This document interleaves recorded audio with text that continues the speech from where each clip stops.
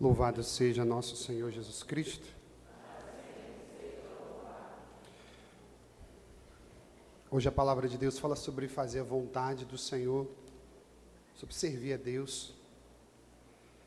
Eu lembro que uma das primeiras vezes que Deus colocou isso no meu coração, eu tinha mais ou menos uns 12 anos. Com 10 anos eu sabia que eu queria ser padre. Comecei a rezar por isso e guardei no meu coração, até que no momento eu fui conversar com o padre. Mas antes disso eu sentia que eu precisava servir a Deus. E um dia Deus falou assim em oração: olha, você vai numa missa lá num lugar X. Eu morava no interior, e da minha casa para a igreja era subir a ladeira, dava uns 5 a 10 minutos. Mas Deus tinha mandado ir lá para longe. Eu falei, meu Deus do céu, e eu já fui lá é tipo uma outra cidadezinha, um municípiozinho do lado. E eu já tinha ido de bicicleta, tudo mais, mas era mais ou menos assim uns 30 minutos, 40 minutos. E aí eu rezando, Deus falou assim, vai para lá, vai na missa. Eu falei assim, mas não estou, meu pai não está aqui, e eu vou como? Aí eu pedi a minha mãe sair cedo, fui andando até lá. Participei da missa, e na volta, tudo escuro, voltei andando. Quando eu estava voltando, o padre parou, disse, menino, você está fazendo o que aqui? Eu vim na missa. Não, entra aqui que eu vou te dar uma carona. Eu lembro que aquele dia, naquele momento ali, eu comecei a conversar e ter uma maior proximidade com o padre. A partir dali, comecei a fazer as coisas para Deus. E quando eu comecei a fazer as coisas para Deus, o padre parou assim e disse assim, olha, você tem que ir ali na casa de tia Milu. Na casa de tia Milu? Vai ser muito bom para você. Então, eu vou ligar para ela, amanhã você esteja lá 2h50 da tarde. Ela era uma ministra da Eucaristia que tinha dentro de casa, o padre deixou, porque ela era uma pessoa muito voltada para as coisas de Deus. O padre deixou ela ter Eucaristia lá, e ela tinha um santuário de adoração dentro da casa dela. Quando eu cheguei 2h50 na porta, ela já estava me esperando, disse que bom, me abraçou e me levou para esse santuário. Disse, agora nós vamos ajoelhar. Nós ficamos mais ou menos 3 horas de joelho, não estou mentindo. Ele disse, amanhã você volta. Eu fui formado nessa escola de oração. Depois que eu estava indo bastante na casa dessa senhora, muito piedosa, que só adorava Jesus, rezava o texto da misericórdia, lia a palavra de Deus, e eu fui formado nessa vida. Aí o padre disse, agora pronto. E me deu um livro. Daqui a um mês você traz para mim esse livro aqui, resumido. Faz um resumo de tudo. E aos poucos eu fui crescendo nesse nível. A tal ponto que um dia Deus falou assim, olha, não tem ninguém indo para o hospital. Eu era novo, eu juro para vocês, eu tinha de 14 anos. E aí eu não fazia nada sem falar com o padre, disse, olha, Deus, eu estou sentindo que Deus está falando isso, mas eu preciso de uma confirmação. E o padre, vai lá. E eu entrava com a Bíblia e visitava uns 20 leitos e ia embora. Depois de um tempo, Deus falou assim, agora eu quero que você se prepare, porque eu quero que você vá lá visitar o presídio, mas lá você não vai conseguir falar de qualquer jeito, então você tem que se preparar. E aquilo me deu um certo tremor, eu comecei a ficar assim preocupado até aonde Deus queria me levar. Nesse meio tempo, eu não fui para o presídio, tinha que me preparar, e fui fazer um retiro. Quando eu cheguei nesse retiro, as pessoas estavam fazendo oração, e eu entrei nessa fila de oração. Eu não tinha partilhado com ninguém, somente com o padre, da minha vontade de seguir o caminho do sacerdócio. E esse retiro era numa cidade muito longe. E quando eu entrei naquela fila e chegou a minha vez, aquelas mulheres oraram por mim, e tiveram muitas visualizações, palavras, e elas disseram, olha, você vai ser padre. Deus vai te usar, você vai pregar em outros países, você vai fazer muitos discípulos para Deus. E falou muita coisa da minha vida. Eu guardei tudo aquilo com muito respeito. E quero dizer para vocês que ao longo de toda a minha vida não foi fácil guardar também o meu coração para Deus. Por quê? Porque muitas coisas apareceram no meio do caminho que puderam ser propostas que eu me desviar, inclusive, do caminho de Deus. Eu já partilhei diversos momentos desses com vocês, mas eu tinha que abrir essa pregação falando um pouco sobre o que eu estou vivendo, sobre um pouco do meu início do chamado vocacional, porque também cada um de nós temos um estalo, um momento que alguém trouxe a gente para a igreja, que alguém falou de Deus para a gente, e no meu caso foi algo misterioso, porque ninguém me levou para a igreja. No meu caso foi, de fato, como Samuel, que ouviu a voz de Deus e que seguiu. Eu lembro como hoje eu era pequeno, ia iniciar os festejos de Santo Antônio. A igreja lá era 8 vezes maior do que essa. Eu chegava cedo para ficar no primeiro banco, e era engraçado. E aos poucos eu fui achando que aquilo ali era para mim. Alguma coisa no meu coração se enchia de alegria, o cheiro do incenso. E eu falava, gente, é aqui que é a minha casa, aqui que é o meu lugar. Por que o padre está dizendo isso? Porque a primeira leitura de hoje fala sobre um jovem que também foi chamado por Deus. Ele estava dormindo e a voz do Senhor foi dirigida para ele, Samuel, Samuel, e ele acordava, ia correndo, bater na porta do sacerdote e dizer, o senhor está me chamando? E ele disse, não, vai embora. Nós lembramos da história que Ana era aquela mulher que estava chorando aos pés do templo, ela não tinha como conceber, mas ela, com tantas lágrimas, prometeu a Deus, se o Senhor me conceder essa graça, eu vou consagrar o meu filho à tua casa. E foi isso que ela fez, no tempo certo levou, e Samuel era aquele que fazia aquilo que ninguém queria fazer. Samuel tinha o poder de fazer uma obra maravilhosa que ninguém queria fazer.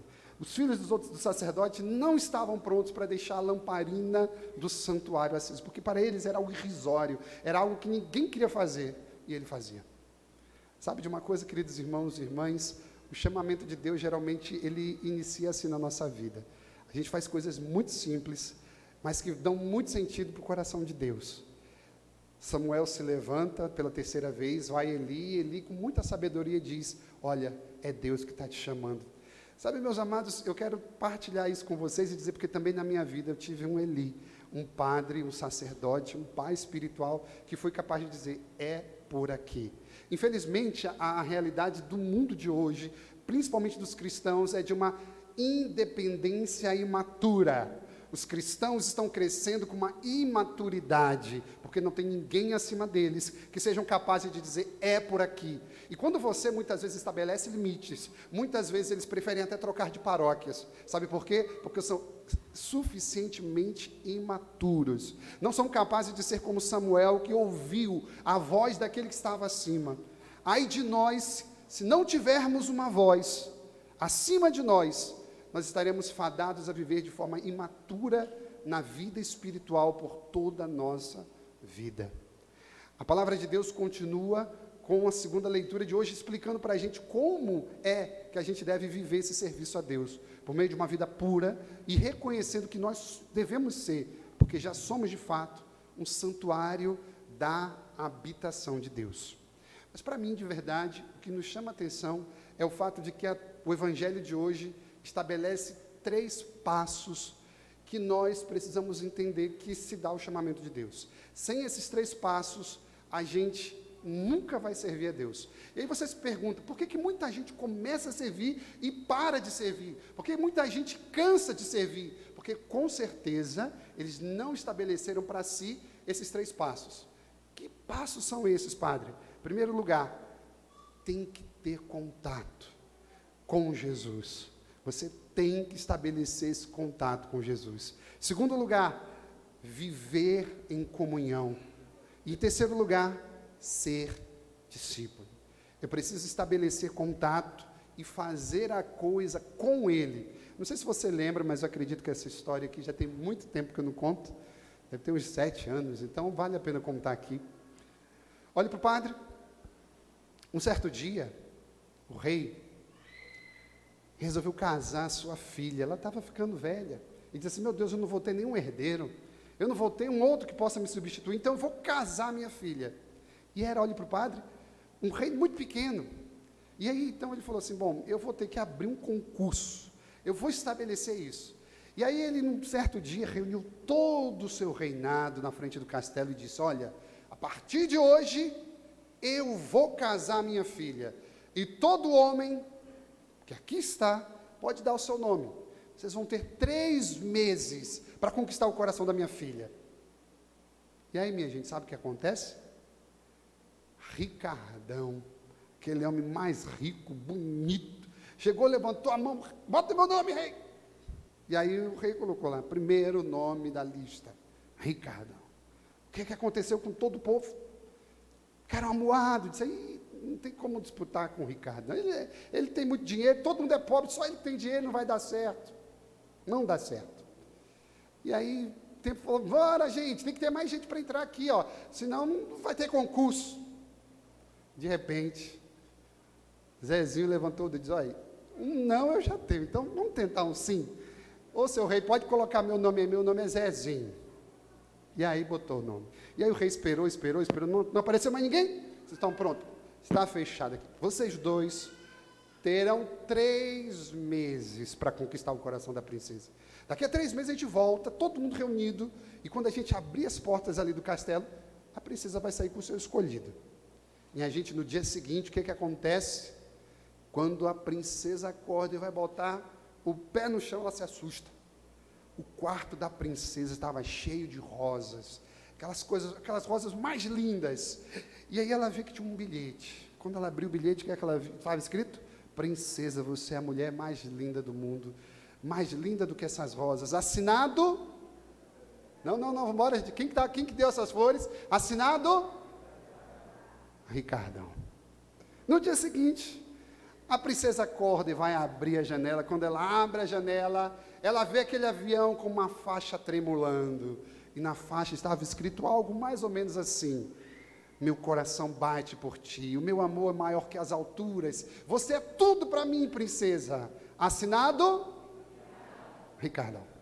No dia seguinte, a princesa acorda, não tinha flores no chão, ela abriu a janela, não tinha mais a faixa tremulando, mas ela foi lá na praça, e na praça tinha um trio elétrico, sabe aqueles carros de som que bota o tapete, sabe? Misericórdia. Pois estava lá, e aí com o microfone cantando, declamando poesias, e falando do seu amor, quem estava em cima do trio? Ricardão. E a gente, no dia seguinte, ela foi surpreendida por uma pedra na janela. Quando ela vai na janela e ela olha para baixo, quem é que estava lá? Zezinho, minha gente. Foi fazer o quê? Ele falou: não tenho dinheiro para dar flor, não tenho avião para alugar, nem trio, vou conversar com a princesa. E ele ficou com vergonha, mas deu um tchau e foi embora. No dia seguinte, quando ele foi jogar pedra, a princesa já estava lá. A princesa desceu, eles começaram a conversar. E no dia seguinte, conversaram de novo. E foram se aproximando, e ela foi dizendo para Zezinho o que ela gostava, quem ela era. E ali foi uma amizade que foi criada aos poucos, sabe? Foi desenvolvendo um relacionamento de amizade, de conhecimento. Bom, minha gente, o tempo passou, os 3 meses se findaram. No dia de convocação do rei, estava todo mundo lá na frente do castelo, porque todo mundo queria saber com quem a princesa iria se casar. Na hora certa, as portas se abriram, e a princesa enfim sai. Com quem que a princesa sai? Ricardão.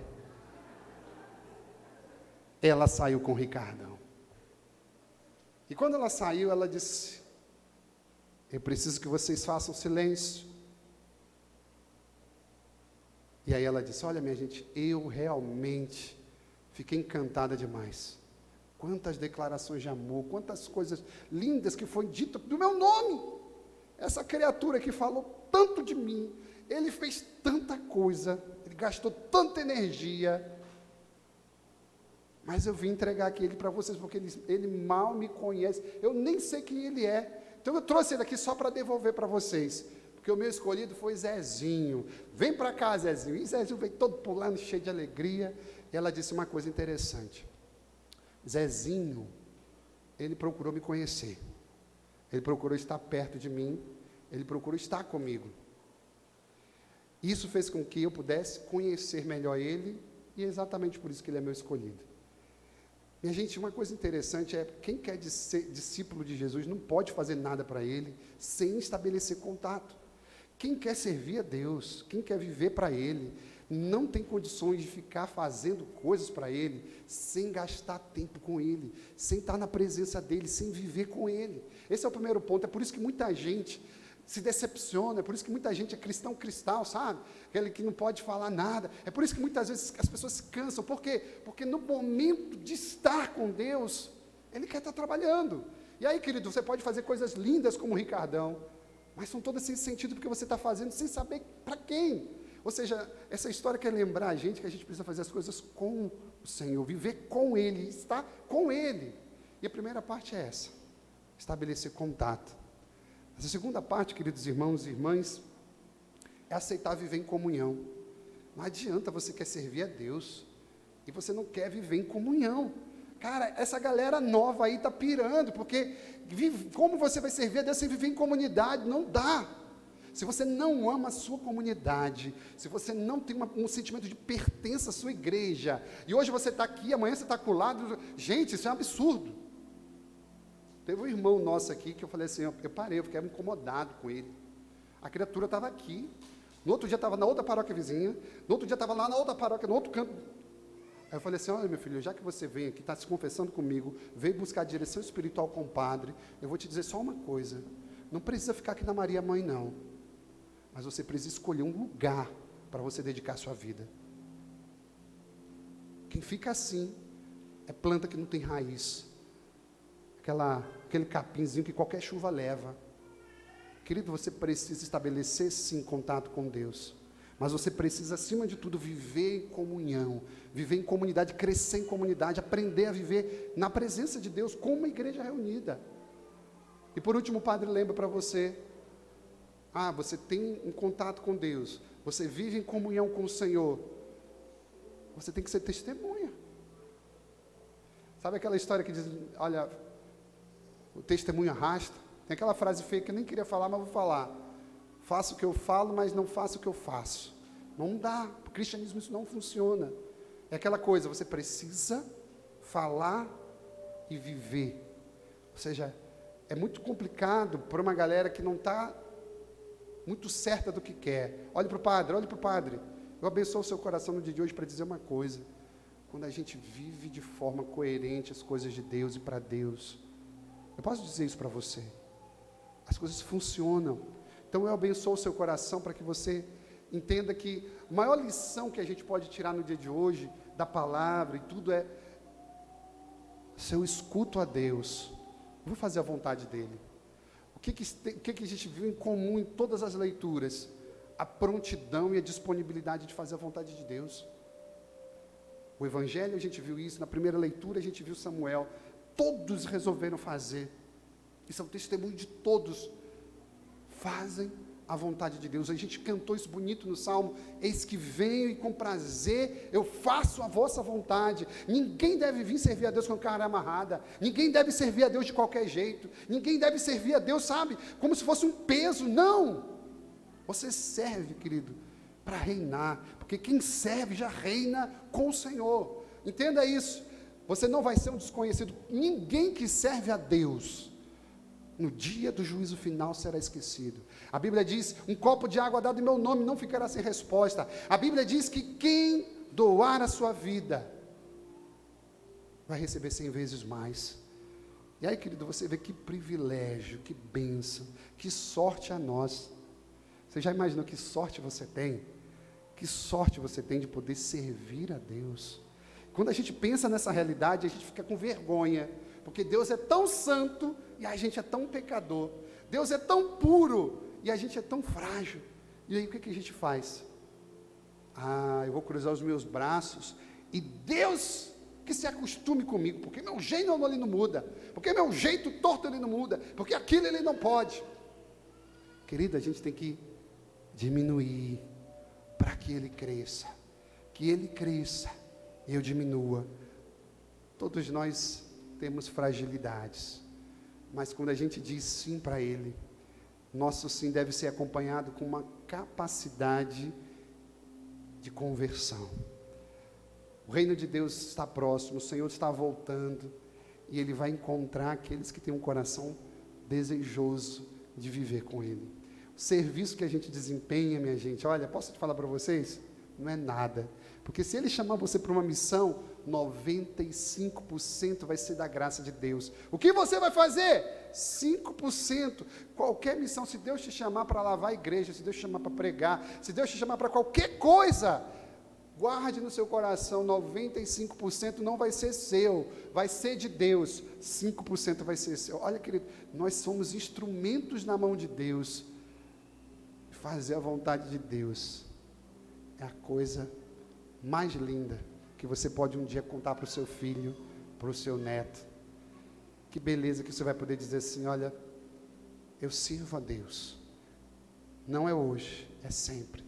Eu busco viver para Deus. Eu abençoo o coração de tantas pessoas que estão aqui, para que vocês saiam dessa igreja hoje dizendo: tudo que Deus me pede é muito pouco, nada que Deus me pede é um fardo. Eu quero dizer isso para os irmãos, porque o inimigo ele tem colocado muita roupagem sobre as coisas de Deus. O mundo tem feito isso, mas aqueles que enxergam a Deus, estão estabelecendo contato com Jesus, essas pessoas não se cansam de fazer a sua vontade. Elas percebem qual é a riqueza que está por trás de tudo isso. E eu quero terminar então falando sobre o presídio. Você acha que eu fui naquela época? Não fui nada. Fui nada, fiquei com medo, não sabia o que falar. Depois de um tempo, eu já tinha ido morar numa outra cidade por conta do estudo. Sabe quando você sente que o seu coração está devendo alguma coisa? Minha gente, eu voltei lá na cidade. Na minha cidade, e fui no presídio. Era uma situação tão feia. Você imagina esse espaço aqui dos músicos? Imagina esse espaço aqui, eu não estou mentindo. E dentro desse espaço tinha mais de 100 homens. E eram celas assim. Dentro de um espaço desse tinha mais de 100 homens. E eu disse assim: eu não vou conseguir falar. 3 horas da tarde, foi o único horário que eles me deram para entrar. Um sol. E aí eu levei um violão. E só, eu falei assim: vou cantar uma canção aqui. E aí levei um jovem do violão, uma menina para cantar. E eu não abri a boca para nada. Disse: vamos cantar só um refrão. E aí já chegou cantando o refrão. Cantamos o refrão. E aquela agitação, aquela raiva, aquele xingamento que estavam vindo nas células. De repente eles paravam assim para ouvir. Paravam para ouvir. E aí, depois que eles silenciaram, comecei a pregar. No final pedi licença, perguntei se podia fazer uma oração, impus as mãos. Naquele momento via homens se ajoelhando, chorando. E fui embora. Mas eu estava devendo aquilo. Por que o Padre Cláudio está dizendo isso? Porque eu sei que Deus chama cada um de vocês. Talvez no coração de muitas pessoas ainda esteja aquele peso de uma dívida, porque eu não estou conseguindo dar tempo para Deus, porque eu não estou conseguindo fazer aquilo que Deus pede que eu faça. Eu abençoo o seu coração, para que você não perca mais tempo, mas para que você se decida em viver por Ele, e saber: Padre, eu tenho medo. Não, quando Ele te chama, 95% é graça dEle. O que você vai fazer é muito pouca coisa. O que importa é que você diga sim. O que importa é que você aceite. Não tenha medo de fazer a vontade de Deus. Não tenha medo de cuidar das coisas de Deus, porque Ele vai cuidar das suas. Em nome do Pai, do Filho e do Espírito Santo. Amém. Creio em Deus Pai Todo-Poderoso,